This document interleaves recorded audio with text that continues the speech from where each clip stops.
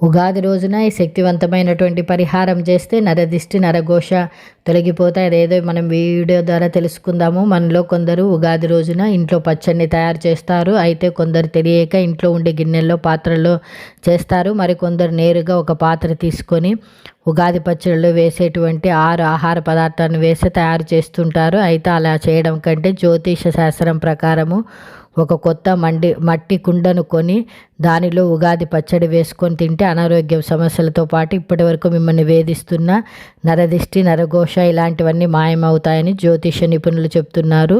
అయితే ఆ పరిహారం ఎలా చేయాలో ఇప్పుడు మనం తెలుసుకుందాం. మీరు ముందుగా ఒక కొత్త కుండను కొని దానిని ఒకరోజు నీళ్ళల్లో ఉంచి పండగ ఉగాది రోజున ఆ కుండను తీసి పసుపు రాసి కుంకుమ బొట్లు పెట్టి దానిలో మామిడి ముక్కలు వేపపూత బెల్లం చేదు ఇలా అన్నీ వేసి దాని దేవుని దగ్గర పెట్టండి.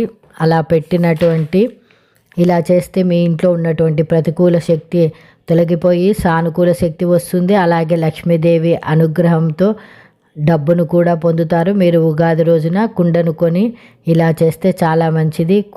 కొత్తది మట్టి కుండ అనేది లక్ష్మీ స్వరూపము కాబట్టి అది ఆ రోజు ఖచ్చితంగా ఉగాది రోజు ఈ మట్టి కుండను తీసుకొని ఇంటికి తీసుకొని రండి. ముందు రోజు తీసుకొని అది నీళ్ళల్లో ఉంచి మళ్ళీ మనం పసుపు కుంకుమ బొట్లు పెట్టి దేవుని దగ్గర పచ్చడి వేసి దేవుని దగ్గర ఉంచి అది మనం స్వీకరిస్తే నరదిష్టి నరఘోష తొలగిపోతాయి.